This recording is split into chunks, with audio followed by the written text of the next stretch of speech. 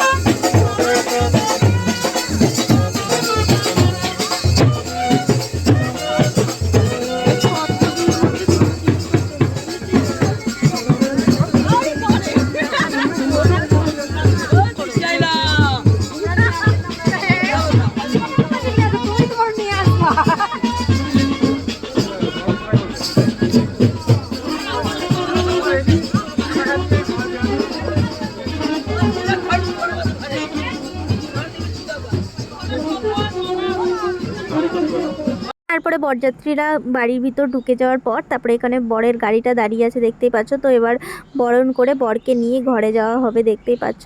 তো একদম ভিতরে চলে গেল বরকে নিয়ে, দেখতে পাচ্ছ বাড়ির ভিতরে। তো কিছুক্ষণ পরেই একদম বান্ধবীর দিদিকে নিয়ে একদম চলে এসছে। তো এবার শুভ দৃষ্টি হবে। তো চলো দেখতে থাকো।